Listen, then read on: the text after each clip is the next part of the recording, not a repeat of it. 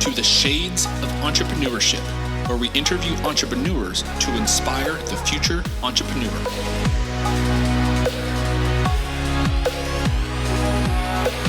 I'll be your host, Mr. Gabriel Flores. So grab a drink, sit back, relax, and enjoy the show.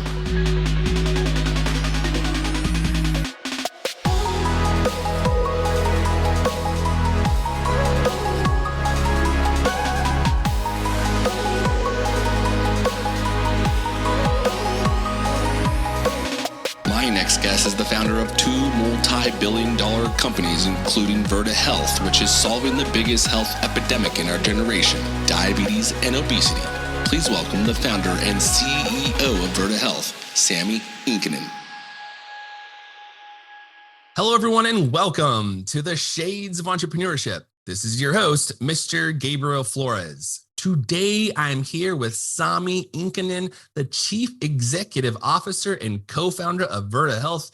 We were actually talking just briefly about this. Some of you folks know that might be listening. My brother is a diabetic, so we're going to be talking about that quite a bit. But before we get into Virta Health, let's give us a quick little background. Sami, who is your background? What have you been doing? Give us a little bit of history. Well, Gabriel, first of all, thank you so much for having me here. I am excited to join your podcast. Yeah, who am I? Well, I am a father of two wonderful little girls, 7 and 9 year olds, which I think is my number one responsibility.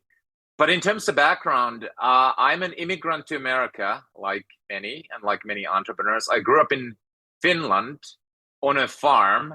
And it's a long leap from a farm in Finland close to the border of Russia to America. But I grew up on a farm, studied physics. My formal degree is in physics. And in fact, my very first job was in a nuclear power plant in Finland. Oh, interesting. Which may be surprising for a healthcare entrepreneur.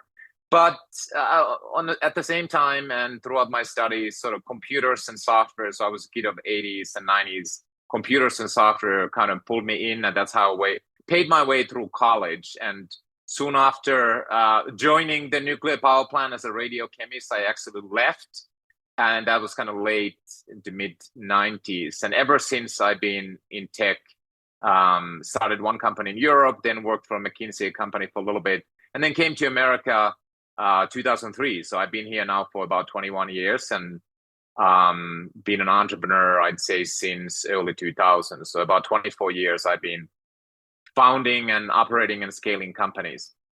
Wow. Okay. I'm going to have to take a step back. And how do you get from a power plant to healthcare? So let's start with your kind of your nuclear power plant. What made you decide to kind of go into the entrepreneurial world, and then talk about a little bit about what your current endeavor is? Yeah, absolutely. Well, first I should say the reason I ended up in physics was just that I was naturally, I guess, curious and gifted in mathematics and physics. And I didn't have a lot of role models at home because one reason was my parents didn't even go to high school. So I didn't really know kind of professional jobs and what you could do, but I realized I was good at math. So kind of followed that path, but then quickly realized that I didn't really have passion for that. What I did have passion was already all in love with math. What? Well, funny enough. But I've been a sort of a dreamer. I've always been thinking about what could be, what should be. And already in my teen years, I sort of set up and started one of the first BBSs, so bulletin board systems in Finland. And I got a lot of joy from creating something, in this case, like a service for other people to sort of dial up and exchange files and communicate. So I got a lot of joy from creating something from scratch that then other people were using. So I'd say that's the thing that I've been chasing all my life. What can I create that would be of use and benefit for other people? And then the tool, sort of the hammer in my back pocket, has been software and technology. And so before I kind of explain the healthcare journey for the last 10 years, when I came to America 2003, soon after that, I co-founded a company called Trulia, which is a real estate marketplace. And, if you are in the Pacific West. So you probably know Zillow. So I co-founded Truly, and then our friends started Zillow around the same time. And so that was a phenomenal 10-year journey for me from about 2004 to 2014. Truly went public, and then Zillow acquired, or we merged, those two companies merged.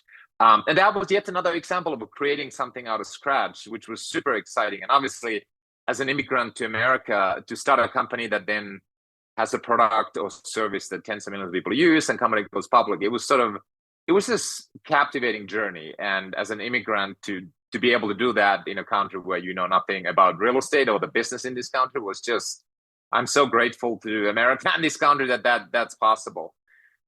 Anyways, there's nothing about healthcare there. There's nothing about healthcare in the nuclear power plant. So how did that happen? Quite honestly, after Trulia, I was like, okay, well, that was fun. That was phenomenal, but it was also crazy hard work. Like some people have said, being a founder operator is like eating broken glass every day, although it can be fun. But after that, I was like, okay, well, maybe I can just sort of help others. There's no need for me to be in the ring and being punched in the face every day several times. So that was kind of my quote unquote career plan after Trulia. Yet everything changed after I discovered that I was myself on the way to type 2 diabetes, and I already had pre-diabetes.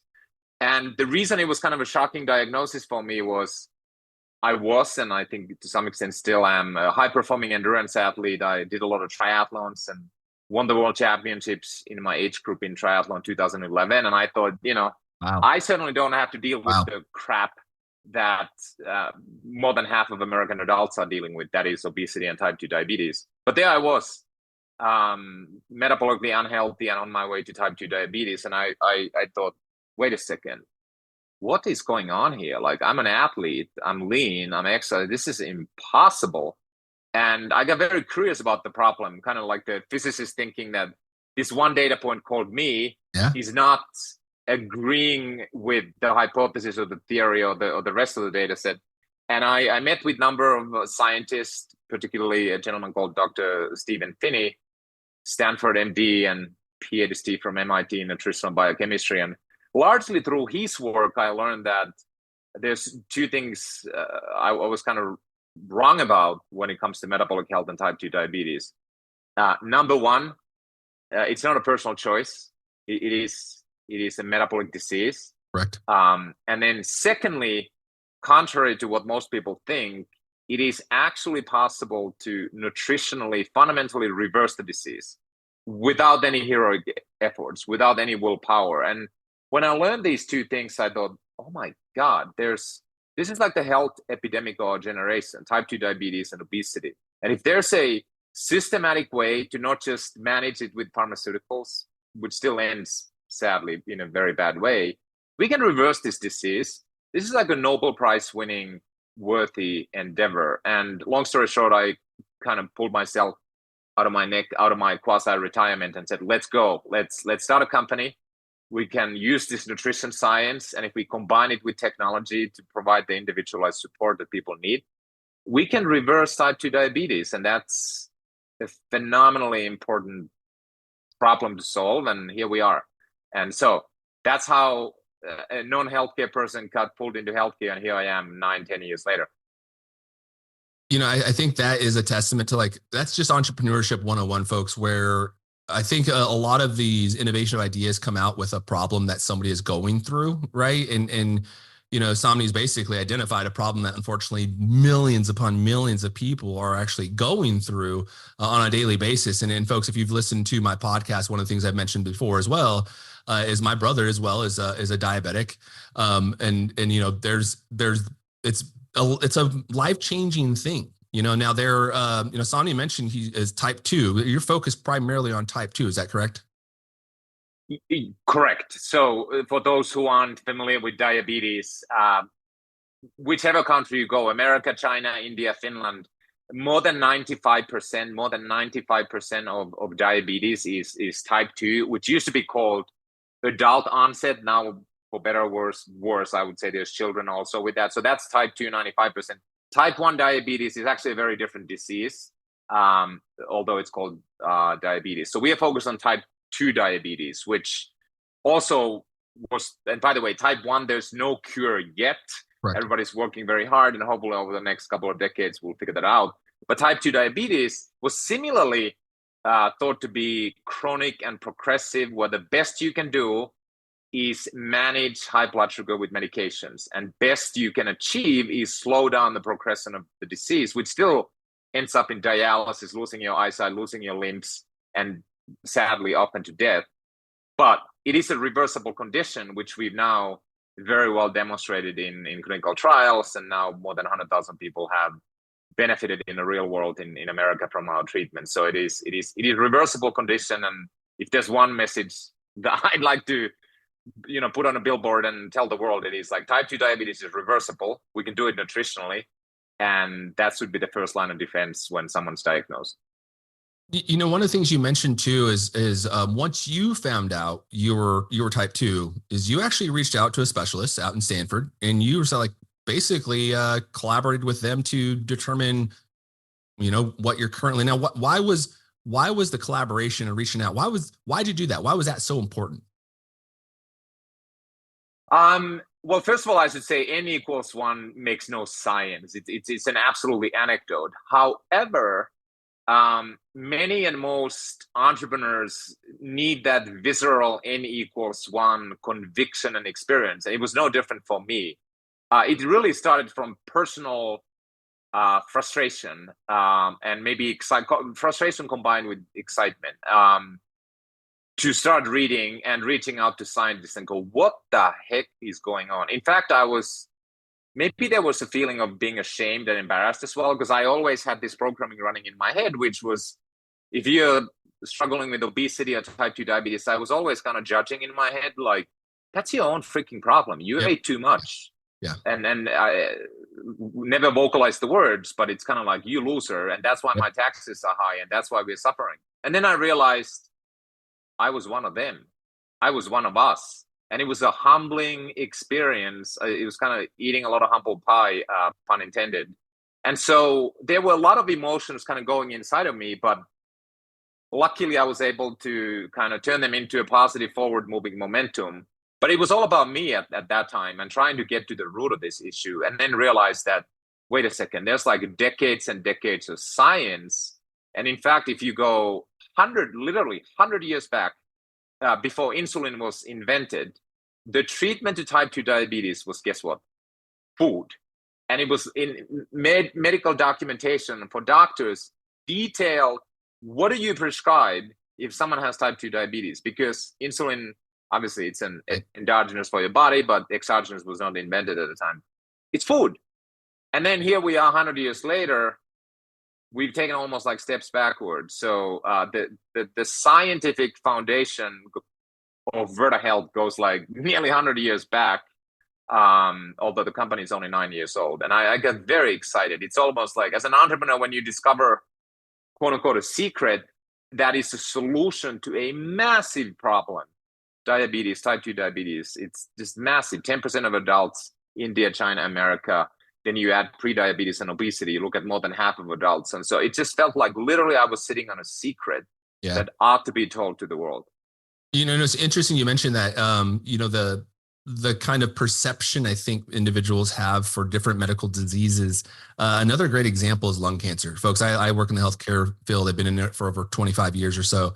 Lung cancer, I think typically people are like, oh, you have lung cancer, or you've been smoking your entire life. You've been smoking cigarettes. That's what you get. Well, what we've been seeing recently is a lot of Asian women under the age of 25 that are no smoking history at all are actually getting lung cancer, a very high rate. And we're starting to realize it's actually has anything to do. And this is kind of what Sami mentioned, is it has nothing to do with your diet. It actually turns out it was his anatomy. There's actually your genes sometimes. Unfortunately, there's the cancer gene as well. So if you have the BRCA1, BRCA2, right, you're susceptible to higher cancer, pancreatic cancer, and breast cancer, and colon cancer. So all of these different things. And to your point, Sami, we're still figuring all this stuff out. Like previously talking about, hey, why don't you go ahead and eat more food to help cure your diabetes, which We come to find out that's probably not the case. Now, let's go a little bit more into Virta. Tell me a little bit more about how you kind of actually started the program. You mentioned, you found out you had diabetes, reached out to the team over at Stanford, and then talk about how you kind of created like your minimal vial product to actually go out to the market. And then tell us exactly what is it that you do. So if folks out there listening and have type 2 diabetes, how does Virta Health help them? Yeah, let me start from the sort of the tail end of your question. Like, how do we actually do, and where does this science come from? So anyone who listens to me is one like, oh, he's a physicist, and actually I went to Stanford to got my MBA. So I have a master's in physics and an MBA, which is to say I'm not a medical doctor. I don't play one on the internet. I don't pretend to be one. And so I want to be very clear that I co-founded Virta with two amazing scientists, and one then became my chief medical officer as well. So again, Dr. Finney, who did his MD at Stanford and then PhD at MIT. So when I talk about science, and this is not like a physicist just took a piece of paper and started scribbling. So what do we do? Again, it's based on obviously now our decade of iteration and improvement, but even before we started, there was 3 decades of published science as well as clinical practice by my co-founder. So he had been able to iterate. So what we do precisely is, one, we use nutrition and as much real food as possible to fundamentally reverse type 2 diabetes. But we do it in such a way that we can eliminate your hunger and cravings. So by the way, if anyone has heard GLP-1 drugs like Ozempic, why does it work? Why do they work? Why do people lose weight? Because you're not hungry. Yep. So we achieve the same nutritionally. And at the center of that is we individualize carbohydrate intake below your what we call personal carbohydrate tolerance level. But one part of our protocol, it is nutrition, and it's all through behavior chains, meaning we don't sell shakes, ship food, or anything. It's all through behavior chains. And then the second part is the telemedicine and the technology and the individualized support. So we assign each patient with a Virta coach, Virta medical doctor, who is our full-time employee. So these are our team members. And then, of course, they interact with the care team through technology, or to be specific, smartphone or computer.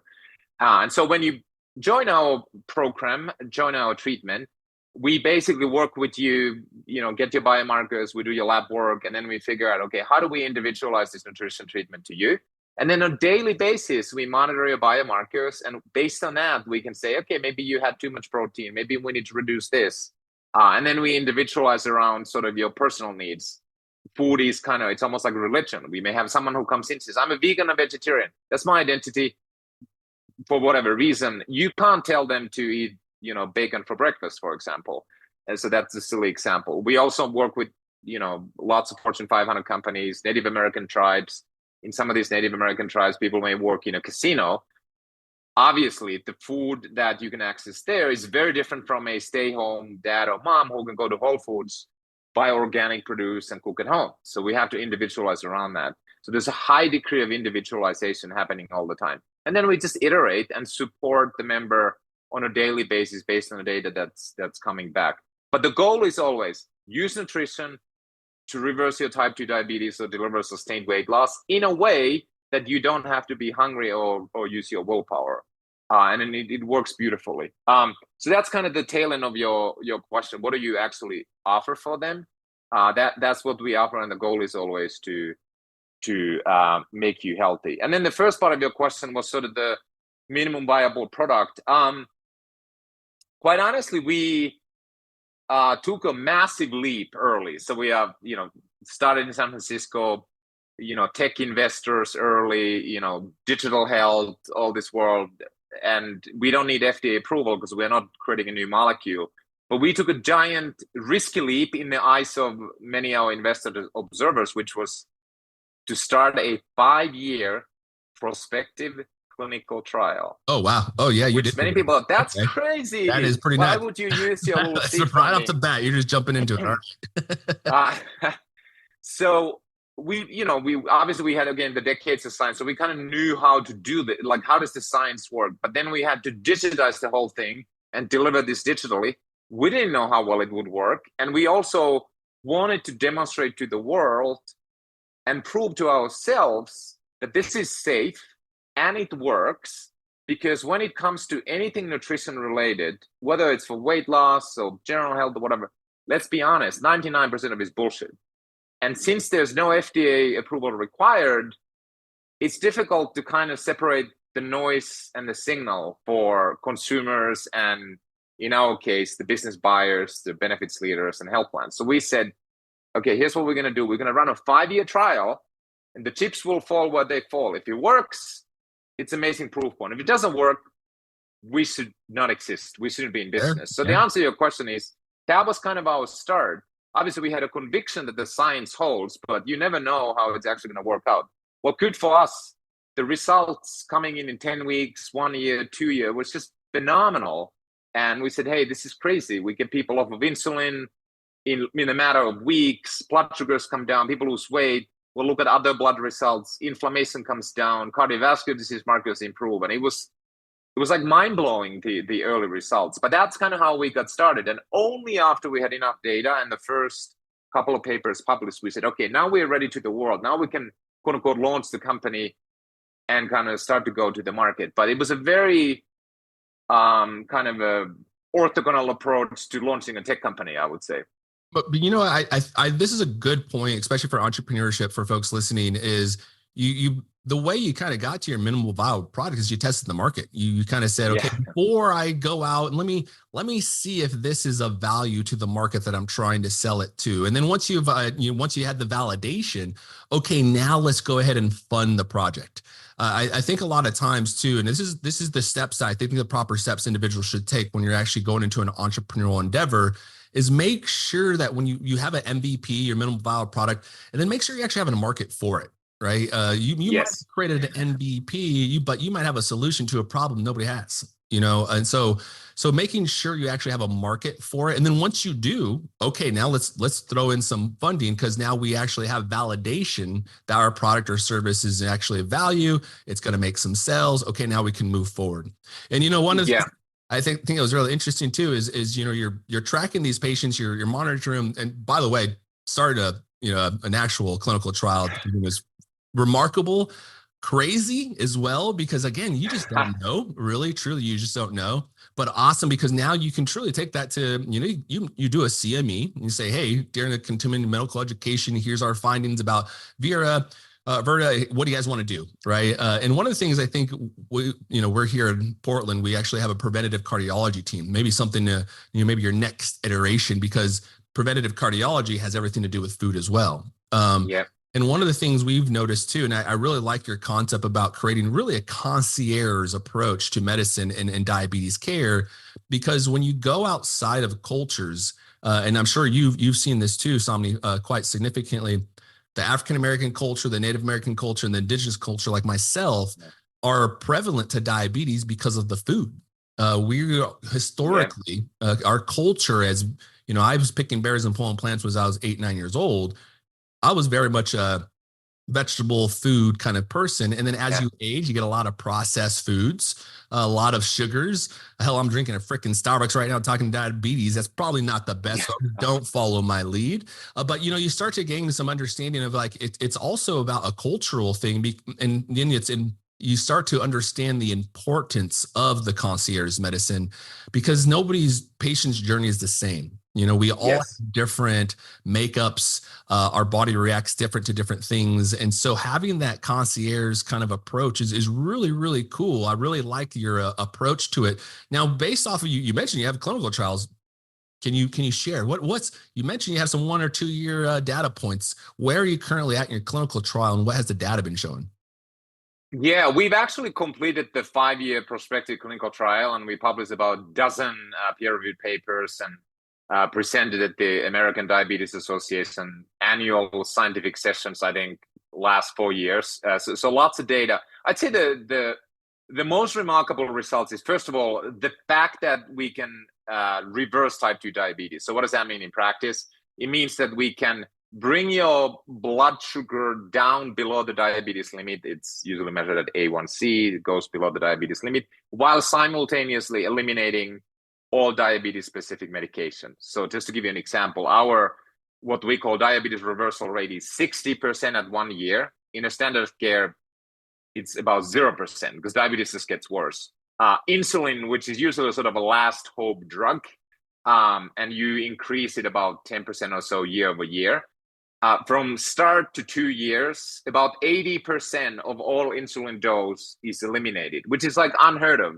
And those of you who follow healthcare costs, there's a lot of conversation about how do we lower insulin costs? And I often say, well, I know even something better than lowering insulin costs, make it unnecessary, eliminate the need for it. So that's an insulin example. Weight loss, at 1 year, we have, depending on the population, 12 to 13% weight loss, sustain at 2 years. 12 to 13% average weight loss on an intent to treat basis. It's a clinical trial term, intent to treat basis, meaning you look at everyone, not just the good ones who stayed, is unheard of. Like to get to 5% is like winning Olympic gold at 1 year for a nutrition treatment. Sustained to 12 to 13% is unheard of. So simultaneously, this is all published peer-reviewed. Inflammation comes down, blood pressure or hypertension comes down, cardiovascular disease risk markers come down. We've shown sleep apnea improves, knee pain improves, depressive symptoms improve. What else have we published? Liver markers, non-alcoholic fatty liver disease markers improve. Kidney markers based on EGFR, which is a measure of kidney function. We've been able to take patients from CKD3B to 3 and 2, which is like reversing early kidney disease. So anyone listening might be like, this just sounds freaking too good to be true. It may be, but again, these are all published and peer-reviewed results. And the reason, and maybe it's not surprising that this happens, is we don't treat individual symptoms.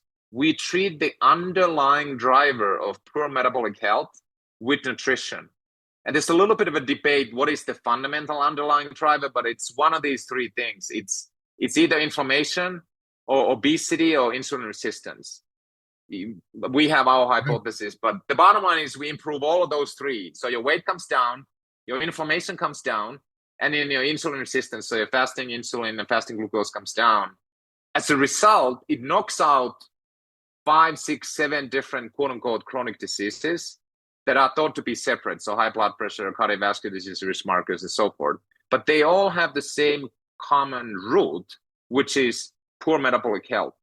And so anyways, this is kind of a long answer to you, but when you address poor metabolic health through nutrition, you actually, surprise, surprise, improve the whole health, and you knock off many what's considered separate chronic diseases. Yeah, and that's exactly what we kind of talk about in our preventative cardiology group as well. Is folks, some folks are probably thinking, wait, how does that help my heart? Well, you think about your food, coronary calcium scores, we actually do that. And it's basically, calcium built up in your valves that will create a heart attack because of the food we eat. Fish oil is a very, very good thing for people with hearts, people with diabetes, trying to look like natural things of that nature, really making sure you're watching your carb intake. There's a lot of different things that go into this. And as Sami was mentioning, is like your knees feel better because you're actually losing weight. So you're not a lot of weight on there, right? You're feeling less depressed because you're actually being able to get up. You're not feeling so tired every day. You're not waking up exhausted. All of these things that go into it. And it's very interesting because it kind of seems like you almost have two different target audiences, really. One, you have your patients, right? The patients that are going to be actively using it. You want them to use it. You want them to be able to get better. But then you also have like the healthcare side, either the hospital or provider, because if you get in that clinic space, all of a sudden that provider is a champion of your product and they're actually informing their patients. How do you market to each one of those segments? Yeah. There's actually a third constituent here as well, which is maybe, certainly equally important, if not the most important, which is, and this is very exciting to me and for our whole company, that is the payer.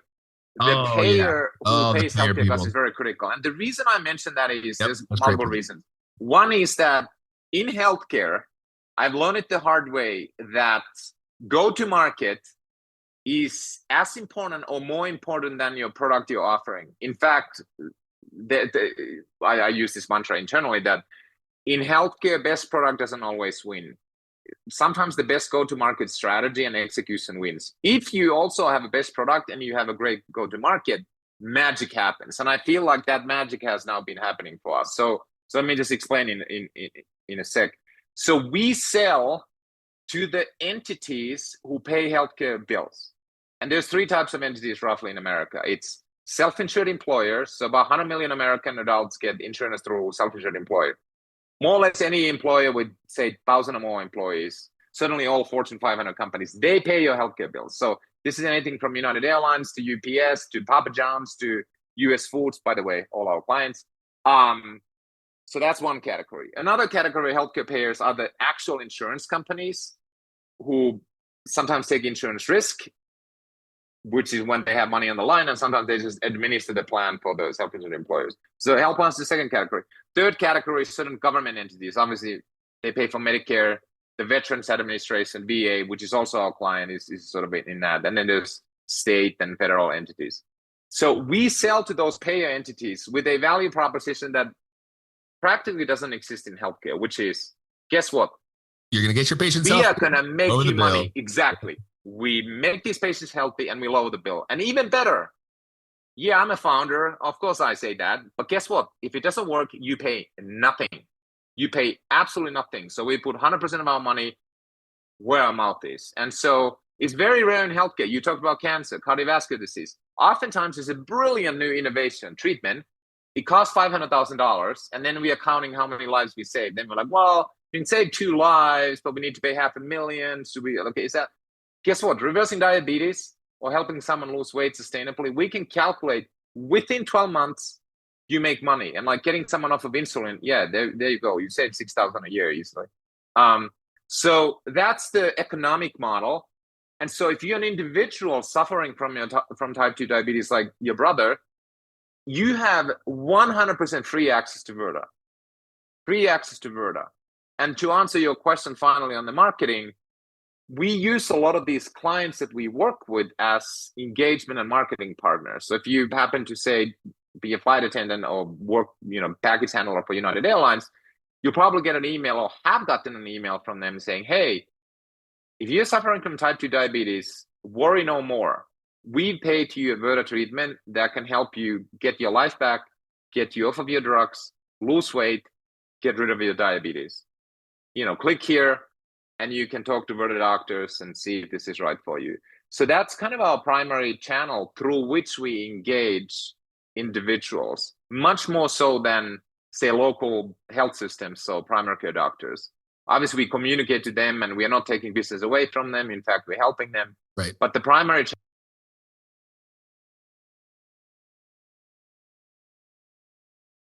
I work in healthcare, working at Oregon Health Science University. We got the Schnitzer Diabetes Center right there. Spring Health, right, for counseling. They said, hey, by the way, we have this relationship with Spring Health. So if you need a counselor, here you go. Fidelity, investments. Hey, we have this for investments. If you need it for and again, all of these, it's a few different things that the company's doing it for. One, some employee retention, you're right, engagement, trying to get some more products. But two, to your point, Sami, in regards to the payers, the healthier, folks, when it comes to insurance, when you hear about the Affordable Care Act coming through, and you're hearing about people trying to get more Americans on insurance and trying to get them healthier, the reason for that is because if we actually have more healthier individuals, our healthcare costs actually will go down. As Sami was mentioning, you're looking at people with diabetes previously. I'm like, oh, they're the reason my healthcare is going up. Well, it's actually the people that don't go to the doctor that are the reason our healthcare goes up. And the reason they tend to not go to doctor is because, as Sami mentioned, this shit's expensive, dude. Like, it's really expensive. If you're not going through a payer and you're asking for, you mentioned like a cancer drug, and they're not able to pay for it, then that's coming out of your pocket as a patient. And what ends up happening is we call it financial toxicity. Because at some point we have to begin to think about, okay, yeah, we can continue to give you this, $500,000 chemo infusion. However, financially, it doesn't make sense. Your way of life is very important. Your quality of life during treatment is important, but your quality of life after treatment is important as well. And if you look across the United States, most of the Americans are actually in debt because of healthcare. because of the cost of healthcare. And so it's all kind of all wrapped around in this real big bubble. And I like your strategy about actually going to the payers, because I think the payers are going to find the most value. I think providers are going to be like, oh, great, another thing you want me to push to patients, so on and so forth. Granted, you have the data so you can show them the value as well. And with patients, it's kind of interesting because patients they'll listen blindly sometimes to the providers, so if your endocrinologist is saying, hey, use this app, they're probably like, oh yeah, okay, let's do it, and it sounds like, seems like you're being pretty communicative to like the, different electronic healthcare record system as well, Cerner and Epic and all those other things. Because again, having this information, like you mentioned, creating all these data points and having it in the patient's chart. So when they show up to an appointment in your primary care, your endocrinologist or general cardiologist, whoever's seeing you has this information, they can start seeing your markers, but then also see why. That's another validation for Virta to say like, hey, actually, by the way, I had this patient on this app. This is what I'm seeing their biomarkers do. And I would highly recommend it. So really, really awesome job and very smart, trying to go through that. Now, what's the future look like? Where do you guys scale from here? Oh my God. So much work to be done. But I'd say a couple of things. Number one, we started with the mission, reverse type 2 diabetes in 100 million people. Reverse type 2 diabetes in 100 million people. And we very narrowly and carefully communicated, we are here to reverse type 2 diabetes for a couple of reasons, because that's what we do. And then, but secondly, it was the most outrageous claim that we could make and really wake people up like, oh my God, can you really, really reverse type 2 diabetes? Yes, we can. And here's the evidence. But we didn't talk about all the other benefits, such as weight loss. So to answer your question, number one thing that's now sort of 6x'd our market, and it's more or less thanks to the Ozempic wave and the GLP-1 drugs, is we are very focused on literally just scaling our type 2 diabetes reversal and sustainable weight loss offering. And the sustainable weight loss, while we've been doing it since day one, it wasn't really a focus for us because there wasn't attention for obesity. A lot of payers, we talked about payers, they're like, obesity, I don't know if I should spend money on that. Guess what? Now everyone wants to solve it. Why do the payers want to solve it? Well, first of all, there's more attention because of the GLP-1 drugs. But secondly, these drugs cost even more than insulin. We're talking $1,000 per person per month, $10,000 a year. So if you don't have something better and cheaper, we are literally bankrupting this country. We are literally bankrupting this country. So that's the one thing that we are hugely focused on now, scaling the type 2 diabetes reversal and the sustainable weight loss. And this is good for our business, to be quite honest, but it breaks my heart that more than 150 million Americans, in fact, way more, so more than half of American adults now either have type 2 diabetes or obesity. So there's like a massive, massive scaling effort there. So that's, I would say, is the number one thing for us. The second is, which supports the first one, is I feel that Virta is the best kept secret in healthcare. Like, that's why I'm excited to have this conversation. You got me sold. Share about entrepreneurship, but also like, you can't open a newspaper or online site or social media without reading about GLP-1s and Ozempic. That's wonderful. But guess what? We have an evidence-based nutrition treatment that costs nothing and it's working. That should be on the cover of every newspaper and social media, because that is how we get this country and people and the costs out of the mess. So that's kind of the second. And we are really focused on telling our story in an evidence-based way, not waving hands on social media, but saying like, hey, here's the data. It's saving money. It's saving lives. Let's make it happen. So that's the sort of a second thing as it relates to future. And then the third one is, I can't give too many details, but you kind of alluded that, metabolic health, it's kind of knee pain and maybe cancer and this and that. So we have a couple of clinical trials in the works, but I would just, as a teaser, I would say that of the $4 trillion that we spend on healthcare today, at least somewhere between 1 and 2 trillion, so quarter to half, is metabolic disease. So it isn't just diabetes and obesity. They drive many, many other things, including some cancers. So this metabolic health bundle, all of which we can affect nutritionally, is absolutely the health epidemic of our generation. So we are looking at different specific conditions in that metabolic health mess, and we'll be rolling out. That's going to be a couple of years out, but it starts from a clinical trial, and we have a few things going on. Yeah, folks, you gotta understand you can in fact get cancer. Fatty liver can lead to cancer. Yeah. So just be mindful of that. And it's interesting, Sami, you mentioned, you do hear about all these weight loss drugs, Ozempics. If you have not heard that commercial, folks, and it's not in your head after hearing that damn thing, it's everywhere, right? Now it's interesting though too, when you kind of mentioned like you're kind of the best kept secret, and you kind of almost alluded to it. It's because we're America. We're a capitalism country. At the end of the day, it's kind of sad because we will put more focus on medication that's going to make us a revenue than actually removing the disease outright. Because if we do, then we lose the medication revenue. Right. And so it's like this catch-22 where you do see the pharmaceutical world tend to get kind of the front cover of the news because, again, revenue drives a lot. Right. But I'm very interested to learn more about what you guys are doing at Virta, and keep me. I will definitely ping you. Again, I work at OHSU. If you need some clinical trial sites, let us know. I work with our preventative cardiology and our cancer team. I basically support cancer, cardiovascular, and general surgery. So really everything you focus on. And as you mentioned too, before the weight loss drugs, what was the option? Bariatric surgery, folks. That was pretty much it. Yeah. If you wanted sustainable weight loss, that was it. And so it's true. What Sami's mentioned. If you're going to create something of value, it has to meet the value that the current product is giving, and it has to be cheaper. So those. And absolutely. And I'll first of all, I have to tell this story because this is my favorite about outcomes. It's one thing to say peer-reviewed papers and prospective clinical trials, and here's data and 13% weight loss, whatever. And yeah, it works, 100,000 people, whatnot. But the number one proof point for me that what we deliver has exceptional value to the individual that goes beyond a mathematical calculation. Is this? You see my T-shirt here? I have a Virta logo. We call this the Spark. We have not one, not two, not three, but many. I know 4 personally. Virta patients who permanently tattooed this company logo in their bodies after reversing their type 2 diabetes.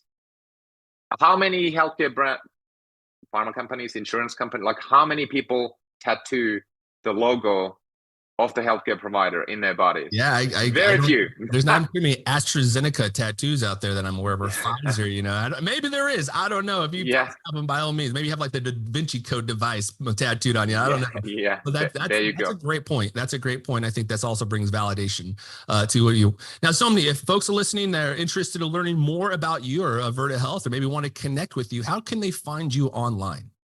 Well, honestly, you go to Google, search Virta Health, VIRTA, Virta Health, and we have so much free content on our website, our YouTube channel. There's a bunch of videos with million. There's one video from one of our doctors had more than 10 million views. That's completely free. Wow. So if you're curious, like, wait a second, can you really reverse type 2 diabetes? Can you really deliver sustained weight loss? It costs you nothing to search information. And by the way, if you are reasonably lucky and your employer or health plan covers Virta, and yes, we work with health plans in Pacific Northwest as well, and lots of large employers, and you're suffering from type 2 diabetes, obesity, Virta is 100% free.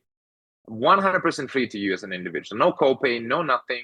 And so we can help. But, you're curious, do a Google search and spend 15, 20, 30 minutes and see what you think.